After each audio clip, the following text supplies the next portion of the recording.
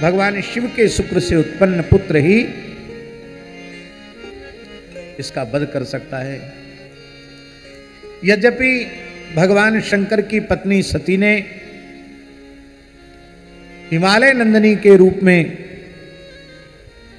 जन्म ग्रहण कर लिया है और भगवान शिव की प्राप्ति के लिए कठोर तपस्या की है, किंतु भगवान शिव शरीर संसार से अपने मन का सर्वतः उपराम करके समाधि लगाकर बैठ गए हैं। और भोले बाबा की समाधि कब खुलेगी इसका कोई ठिकाना नहीं। कल आप लोगों ने सुना ना, 1000 वर्ष तक शंकर जी समाधि में बैठे रहे, जब सती जी हिमालय पर ही निवास, कैलाश पर ही निवास कर रही तब। और अब तो कोई काम ही नहीं है और देवताओं की हालत खराब है। पूरे ब्रह्मांड में देवता थर थर कांप रहे हैं, इधर उधर छिप रहे हैं तारकासुर के भय से। वे तो चाहते हैं कि चटपट शंकर जी का ब्याह होए और जल्दी से इस तारकासुर के उपद्रव से हमें मुक्ति मिले, भगवान शिव के पुत्र के द्वारा तारकासुर का वध हो। ब्रह्मा जी ने कहा कि शंकर जी समाधि से जग जाएं और विवाह के लिए राजी हो जाएं, तो हो सकता है कि तुम्हारी समस्या का समाधान जल्दी हो जाएगा।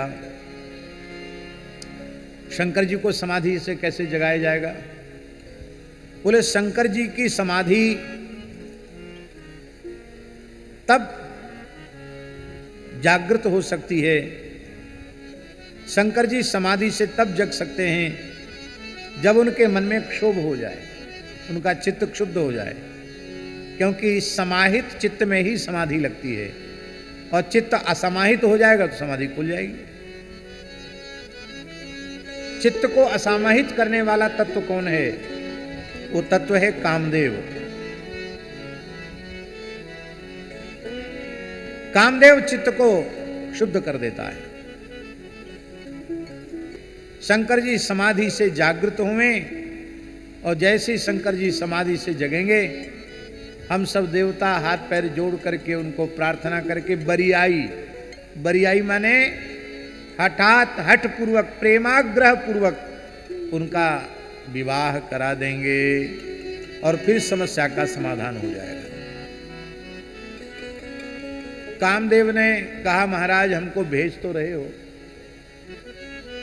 लेकिन हमें ज्ञात है कि वे प्रलयंकर हैं, उनके भजन में विक्षेप हुआ और कहीं उनमें क्रोध उत्पन्न हो गया तो हमारी खैर नहीं। तो देवताओं ने कामदेव को थोड़ा धार पर चढ़ा दिया। अरे बोले कोई बात नहीं, आप तो महात्मा हैं, परोपकाराय सताम विभूतया, सज्जनों की विभूति परोपकार के लिए होती है। स्वार्थ सिद्धि में लगा हुआ मनुष्य किसी को परोपकार की प्रेरणा भी इसलिए देता है कि उसके स्वार्थ की सिद्धि हो जाए। इसका बुरा होगा भला होगा उससे कुछ नहीं है, हमारे स्वार्थ की सिद्धि होनी चाहिए। किंतु कामदेव ने यह जानते हुए भी कि मैं लौटकर अब आऊंगा नहीं, भजन में विक्षेप होने पर उन्हें क्रोध अवश्य होगा और शिव के क्रोध से बच पाना मेरे लिए संभव नहीं है, ये कामदेव अच्छी प्रकार से जानते हैं। लेकिन फिर भी बड़े लोगों की आज्ञा का पालन किया कामदेव ने।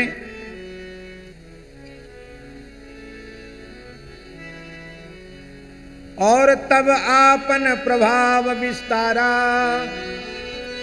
निज वश कीन सकल संसारा, सारे संसार को अपने बस में कर लिया।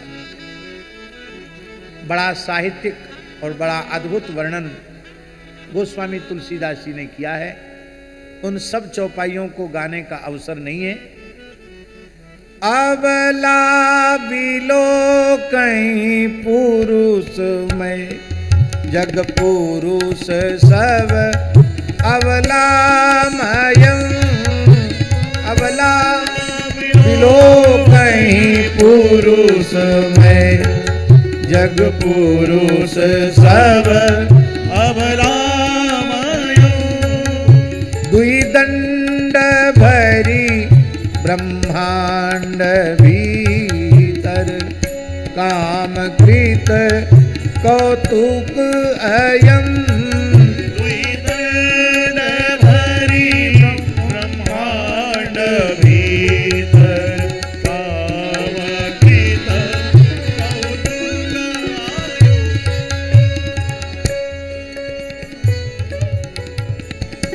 ऐसी विचित्र स्थिति संसार की होगी केवल 2 दंड में।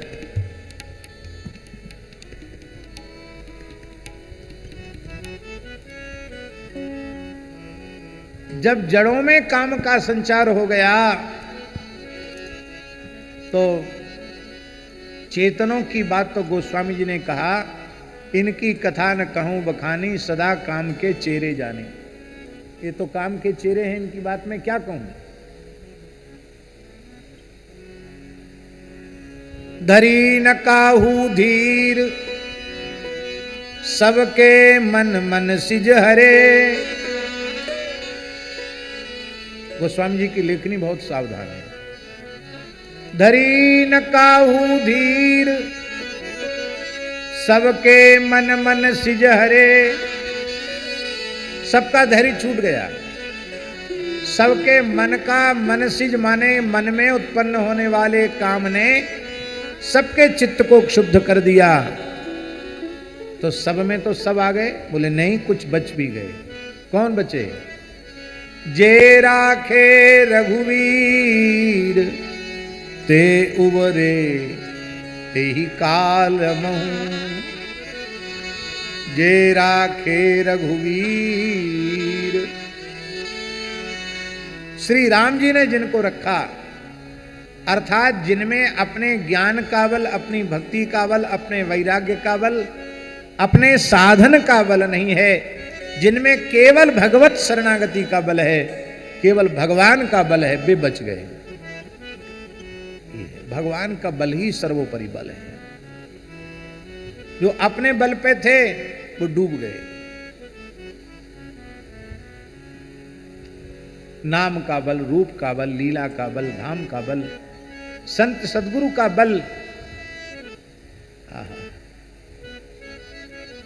श्री कबीरदास जी ने एक पद में कहा, रमैया की दुल्हन लूटल बाजार।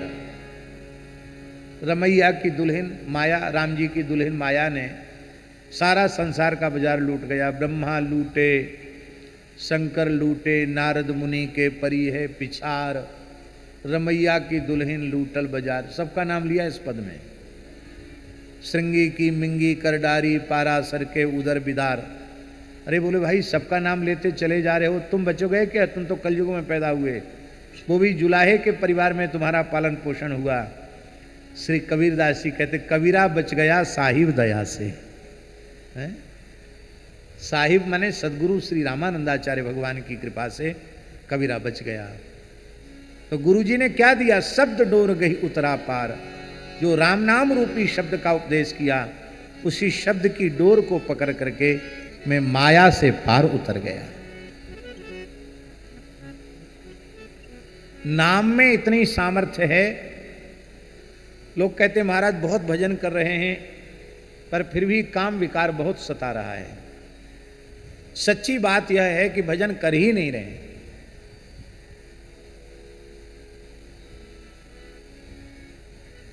मन, मंत्र और ये तुलसी का मन का,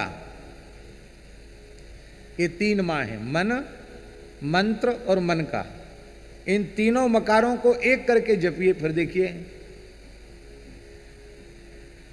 अच्छा ईमानदारी से बताओ, आप प्रेम से डूबकर जब कीर्तन करते हैं उसमें आप में कोई विकार रहता है? ये नमूना है।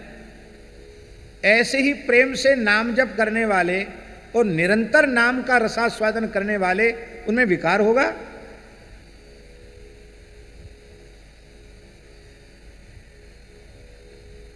चौबीस घंटे में 1 घंटे भी ईमानदारी से साधन नहीं करते हैं।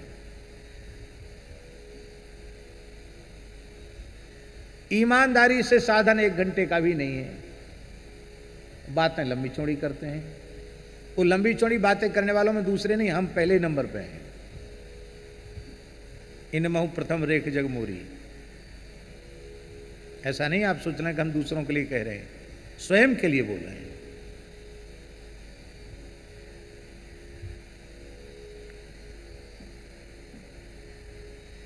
जहां रामतः काम नहीं, जहां कामतः राम, तुलसी कैसे रह सके रवि रजनी एक ठाम। सूर्य और रात्रि एक साथ रह सकते हैं क्या? स्वाद आवे या ना आवे, मन लगे या न लगे, श्री चित्रकूट धाम में रहकर नित्य मंदाकिनी स्नान करते हुए, कामदगिरि भगवान की परिक्रमा करते हुए, सर्वथा मौन रहकर केवल वैखरी वाणी से राम राम अथवा श्री सीताराम इसकी उच्चारण पूर्वक अहर्निश झड़ी लगा दो। स्वाद आवे या न आवे, मन लगे या न लगे, फिर आप देखो लगातार करते रहो तब तक, कब तक, जब तक कि नाम का स्वाद आने न लग जाए। नाम के स्वाद का तात्पर्य किससे है? शरीर में अश्रु, कंप, पुलक, स्वेद आदि सात्विक भाव न जगने लग जाएं, शरीर संसार से पूर्ण वैराग्य और श्री सीताराम जी के चरणों में पूर्णानुराग, ये पूर्णानुराग का स्वरूप है। अत्यंत व्याकुलता भगवत दर्शन की कि अब हम एक पल भी नहीं जी सकते, हरिबिन क्यों जीऊं री माई, जैसे मीराबाई कहती हैं। करके तो देखो।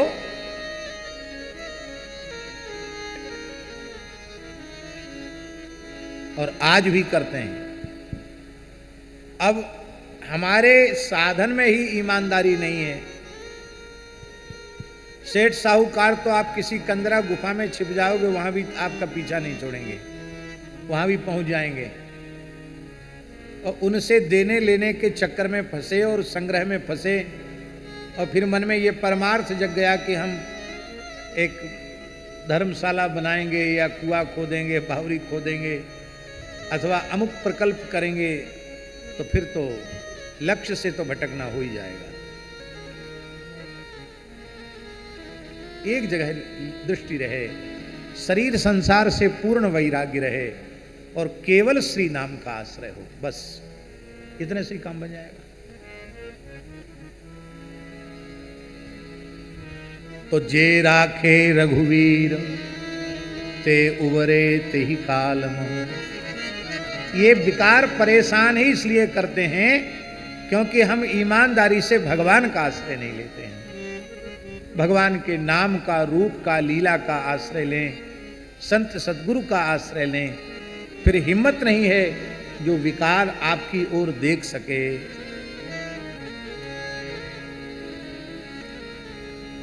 अब यहां एक प्रश्न है कि शंकर जी जीव कोटि के नहीं हैं, शंकर जी ईश्वर कोटि के हैं। और कामदेव के बाण का प्रभाव शिवजी पर कैसे पड़ गया? अजम निर्गुणम निर्विकल्पम निरीहम निराकाशम आकाश वासम भजेयम। आप नमामि शिमीशान निर्वाण रूपम पूरा देखिए, पढ़िए। साक्षात परब्रह्म परमात्मा का स्वरूप ही है शिवजी। फिर शिवजी में विकार कैसे उत्पन्न हो गया? उनका चित्त क्षुब्ध कैसे हो गया? ये प्रश्न है। इस प्रश्न का उत्तर है शिव पुराण में, स्कंद पुराण में, दोनों पुराणों में एक जैसा ही उत्तर है। जब ब्रह्मा जी ने कामदेव को उत्पन्न किया तो ब्रह्मा जी ने कामदेव को वरदान दिया, अहम विष्णुर हर्ष चापी तवास्त्र वसवर्तिना। लो ये पुष्प का धनुष और ये 5 बाण लो, तुम इन 5 बाणों का प्रयोग जिसके ऊपर करोगे वे वह तुम्हारे वशीभूत हो जाएगा। सामान्य की तो चले क्या, अहम मैं सृष्टिकर्ता ब्रह्मा और ये सृष्टि का पालन पोषण करने वाले विष्णु और शिव भी, यदि इन पर भी तुमने अपने बाण का प्रयोग कर दिया तो ये भी मोहित हुए बिना रहेंगे नहीं। तुम्हारे अस्त्र के अधीन हो जाएंगे। अब ब्रह्मा जी स्वयं ही वरदान दे रहे हैं तो ब्रह्मा जी की बात झूठी तो कैसे हो जाएगी? पर एक बात है,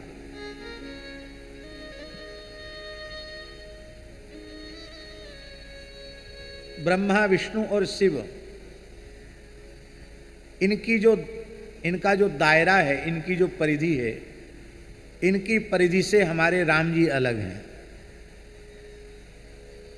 हमारे श्री कृष्ण अलग हैं। कैसे अलग हैं?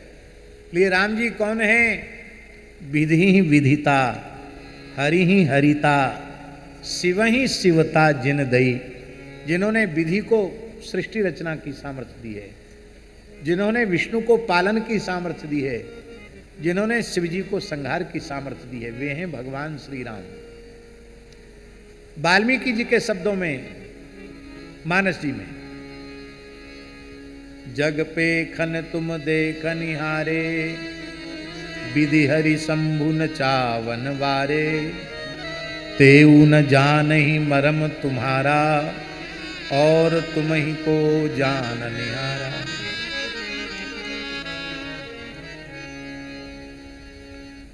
वृंदावन की रासलीला तो काम विजय लीला है, चित्रकूट की रासलीला भी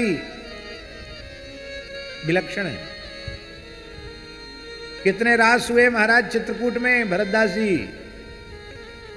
999 महारास राम जी के चित्रकूट में हुए। कितने? 999 महारास चित्रकूट में हुए। 1000 में महारास के पूर्व में श्री रघुनाथ जी रास की तैयारी कर रहे हैं। एक बार चूनी कुसुम सुहाए, एक बार चुनी कुसुम सुहाए, निज कर भूषण राम बनाए। निज कर भूषण राम बनाए। सीतहि पहिराए प्रभु सादर, सीतहि पहिराए प्रभु सादर, बैठे फटिक शिला पर सुंदर, बैठे फटिक शिला पर सुंदर। श्रृंगार तो कर लिया था सरकार ने किशोरी जी का, उसी समय जयंत ने आकर विक्षेप कर दिया। ठाकुर जी बोले इसकी पूर्णाहुति वृंदावन में जाकर करेंगे। तब 1000वां महारास वृंदावन में किया, और उस महारास को काम विजय लीला माना जाता है।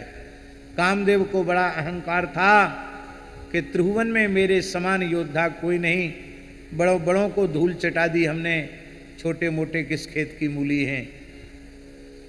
नारद जी के पास पहुंच गया कामदेव, बोले या तो हमसे लड़ो या हमारी भुजाओं की खुजली दूर करने वाला प्रचंड वीर हमको बताओ।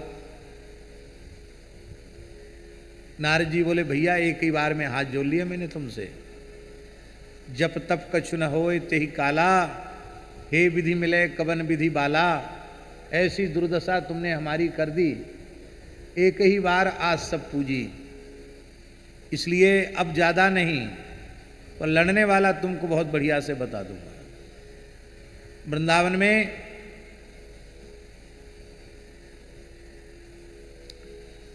में नंद गोप कुमार श्री कृष्ण हैं। वे शरद पूर्णिमा को महारास करने जा रहे हैं, आज शरद पूर्णिमा ही है। अनंत कोटि ब्रजांगनाओं के साथ रास करेंगे। वे तुम्हारी भुजाओं की खुजली हमेशा के लिए शांत कर देंगे। और कामदेव वृंदावन में पहुंचा। ठाकुर जी बंसीवट के नीचे खड़े थे, त्रिभंग ललित बांसुरी लेकर के। कहिए श्रीमान जी किस लिए आगमन हुआ? बोले नारद जी ने भेजा है, युद्ध करो हमसे, नहीं तो विजय पत्र लिखो। भगवान हंसने लगे, बोले वैसे तो लड़ने भिड़ने का इच्छा हमारा नहीं है, लेकिन गुरु जी ने भेजा है तो गुरु जी की आज्ञा तो माननी पड़ेगी, नारद जी ने भेजा है।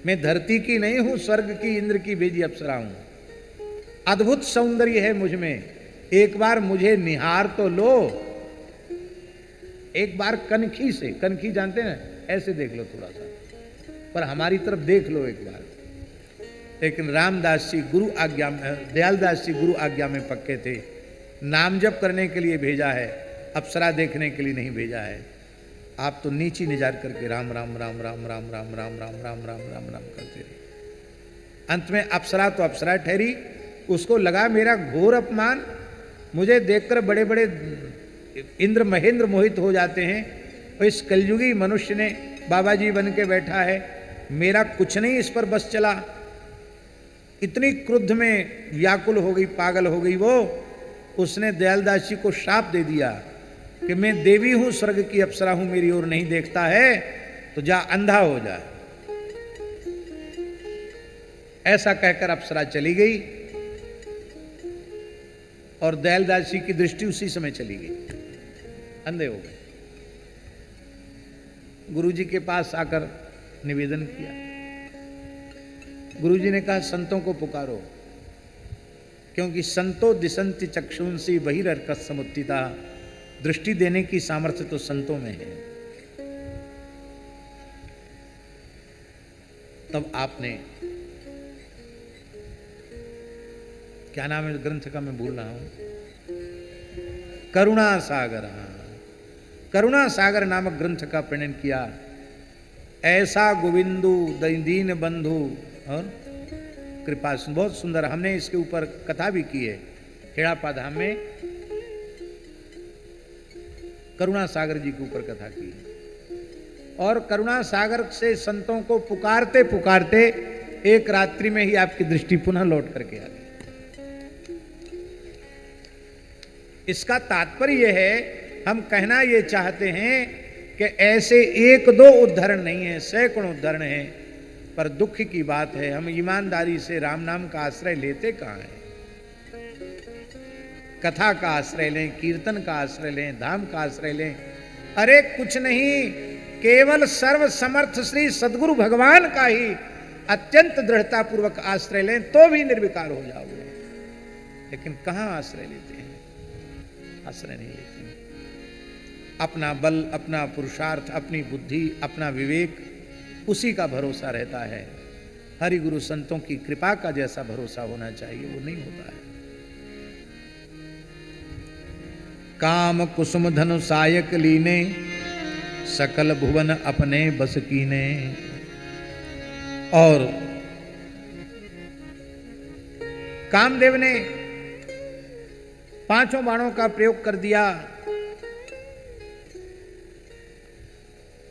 आम के पेड़ पर चढ़ गया, आम्र पल्लव में छिपे हुए काम ने सरसंधान किया।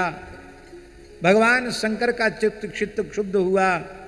जैसी प्रलयंकर शिव को क्रोध हुआ, त्रैलोक्य कंपित हो उठा। और उस समय भगवान शंकर ने क्रोध पूर्वक कुछ बोला नहीं, केवल तीसरा नेत्र खोला। सौरव पल्लव मदन विलोका, भयउ कोप कंपेउ त्रैलोका। तब शिवती सर नयन उघारा, तब शिवती सर नयन उघारा। चितवत काम भयउ जरि छारा, चितवत काम भयउ जरि छारा। चितवत काम भयउ जरि छारा। चितवत काम भयउ जरि छारा। काम भस्म हो गया। जोगी अकंटक भये, पति गति सुनत रति मूर्छित भई। रोदति बदति बहुभांति, करुणा करति शंकर पह गई। भगवान शिव के चरणों में रुदन करती हुई लिपट गई रति। तब भगवान शिव अत्यंत करुणार्द्र होकर के उन्होंने व्यवस्था दे दी। अब ते रति तब नाथ कर हुई यही नाम अनंग, बिनु बपु व्यापी सबहि सुन पुनि, सुनु निज मलन मिलन प्रसंग। अब बिना शरीर के ही काम सब में व्याप्त रहेगा और तुम्हें प्रत्यक्ष सदेह काम की प्राप्ति, पति की प्राप्ति कैसे होगी? तो जब जदुवंश कृष्ण अवतारा, हुई हरन महामही भारा, कृष्ण तनय हुई सुत तोरा, कृष्ण तनय हुई पति तोरा, बचन अन्यथा हुई ना मोरा। कृष्ण तनय तुम्हारा पति होगा। प्रद्युम्न जी महाराज वो कामदेव के रूप में ही उत्पन्न हुए, कामदेव ही प्रद्युम्न के रूप में उत्पन्न हुए। शिव पुराण में वर्णन है कि प्रद्युम्न के रूप में प्रकट होने के पहले भी रति को एक बार काम सदेह मिल गया, ऐसा शिव पुराण में वर्णन है। जब जनवासे में भगवान शिव पार्वती जी के साथ विवाह करके आए और वहाँ कुछ माताएं विधि कर रही थी, स्त्रियां ही स्त्रियां थीं, उसमें कामदेव की पत्नी रति आकर रोने लगी। बोले सब देवियां अपने पतियों के साथ हैं, मैं बिना पति की हूँ, क्या आपके विवाह में सब हंस रही हैं, आनंद ले रही हैं, मैं ही रोती रहूँगी अकेली? तो भगवान शंकर ने कहा तुम्हारे पति से मैं अभी तुम्हारा मिलन कराता हूँ। तो कामदेव के शरीर की भस्म को रति ने एक डिब्बी में रख रखा था, भगवान शंकर को दिखाया। शंकर की करुणा भरी दृष्टि पड़ते ही शिव विवाह में काम जागृत हो गया, सशरीर हो गया, फिर से उसी में वो विलीन हो गया। कालांतर में प्रद्युम्न के रूप में प्राप्ति हुई है, ऐसा शिव पुराण में वर्णन है। अब महाराज काम जो है वो बुरी वस्तु नहीं है। 4 पुरुषार्थों में काम है, धर्म, अर्थ, काम और मोक्ष। धर्म से नियंत्रित अर्थ और धर्म से नियंत्रित काम, ये दोनों ही मोक्ष के उपकारक हैं, मोक्ष के साधक हैं। धर्म से अनियंत्रित अर्थ अनर्थ का कारण बनता है और धर्म से अनियंत्रित काम विनाश का कारण बनता है। धर्म का नियंत्रण अर्थ और काम दोनों पर बना रहे तो ये मोक्ष की प्राप्ति में उपयोगी सिद्ध हो जाते हैं, उपकारक सिद्ध हो जाते हैं। भगवान की सृष्टि में कोई चीज बुरी है ही नहीं, बस अपने काम को भगवान से जोड़ दो। संत मलुकदास जी कहते हैं, काम मिलावे राम सो, ये तुम्हारा काम ही तुमको राम जी से मिला देगा। काम मिलावे राम सो, जो यह राखे जीत, दास मलूका यों कहे, जो मन आवे परती। यदि तेरे मन में विश्वास हो तो तू करके देख ले, तेरा काम तुझे श्री राम से मिला देगा। बस अपने काम का संबंध जगत से न जोड़कर जगदीश्वर से जोड़ दो। इसका अर्थ क्या है, समझे हमारी बात का अर्थ? इसका अर्थ है भगवत प्राप्ति की कामना के अतिरिक्त अन्य समस्त कामनाओं का समूल त्याग कर दो। तो बस यही काम को राम जी से जोड़ना है। तो जो काम संसार में फंसाने वाला था वही राम जी की प्राप्ति में साधक बन जाएगा। और एक दोहा है कि वहां न कोई पहुंचा जहां बसत हैं राम, महाविकट वह पंथ है पेड़ा मारे का। बातें बड़ी बड़ी लोग करते हैं लेकिन आज तक भगवान के नित्य धाम में साकेत में कोई नहीं पहुंचा, वैकुंठ गोलोक में कोई नहीं पहुंचा। कहाँ? जहां बसते हैं राम, जहां राम जी विराजते हैं। महाविकट वह पंथ है, क्यों? पेड़ा मारे काम। काम ही भांजी मार देता है, रास्ता रोक लेता है, वहां तक पहुंचने नहीं देता है। इसलिए अपने मन को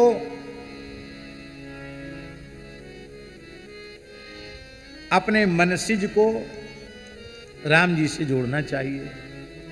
देखिए बड़ी प्यारी बात, मन राम जी से जुड़ गया तो मन में जो उत्पन्न होगा वो राम जी से अपने आप जुड़ जाएगा।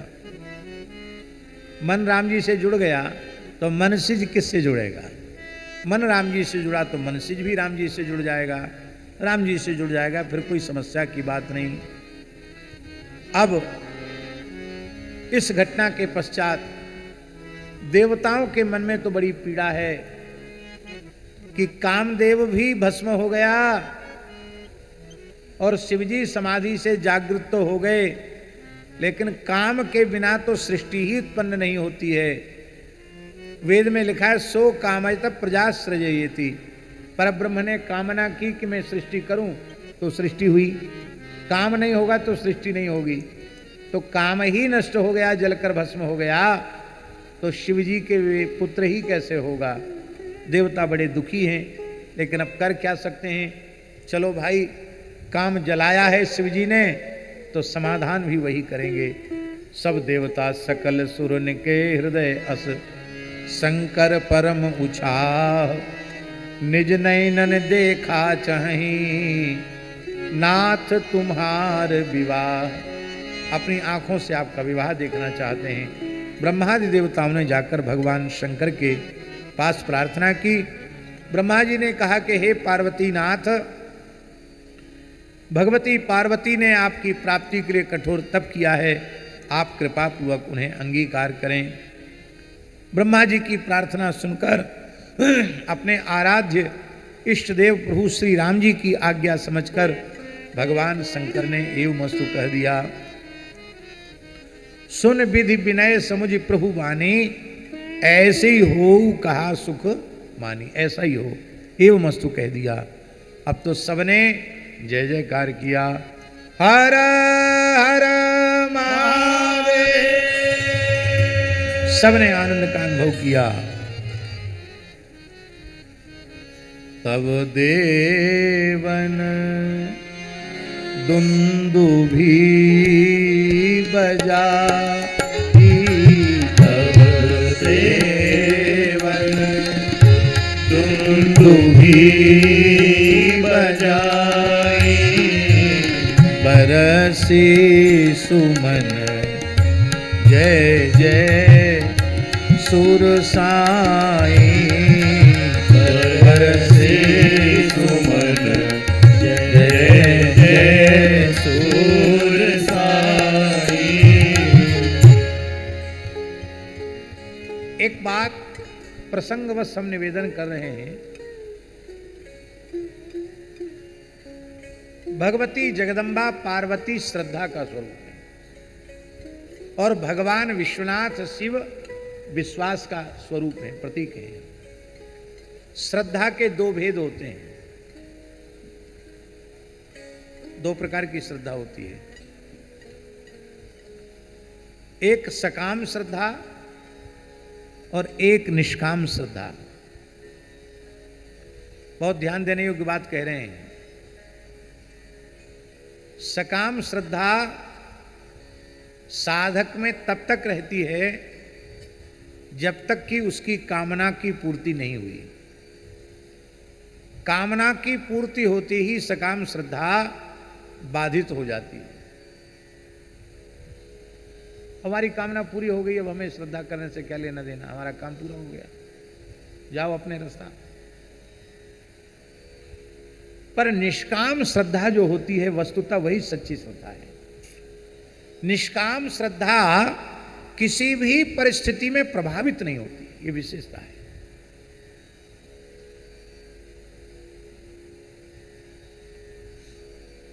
अभी कुछ दिन पहले एक व्यक्ति मिले, वृंदावन की बात है।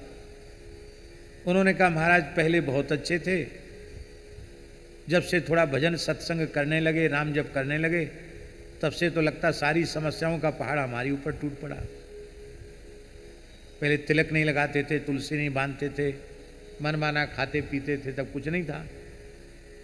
अब जब से सत्संग में आए, तिलक लगाना शुरू किया, तुलसी बांधे, एकादशी करने लगे, खान पान की शुद्धि कर ली, कुछ थोड़ा बहुत साधन भी करने लगे, तो समस्या ही समस्या, खत्म ही नहीं हो रही समस्या है।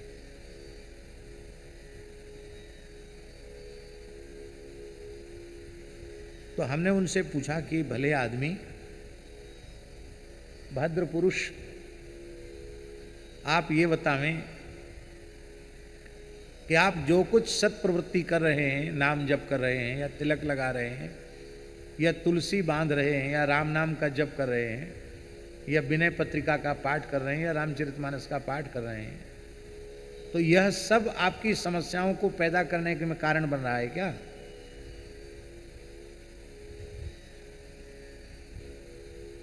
अरे जब तक तुम भले ही विमुख थे तो तुम्हारा प्रारब्ध तुम्हारे अनुकूल था, इसलिए अनुकूल फल मिल रहा था। अब अनुकूलता वाला खत्म हो गया, प्रतिकूल प्रारब्ध शुरू हो गया, तो प्रतिकूल प्रारब्ध के अनुसार प्रतिकूल फल मिल रहा है। इसमें भगवान का भजन सत्संग कहाँ आड़े आ रहा है?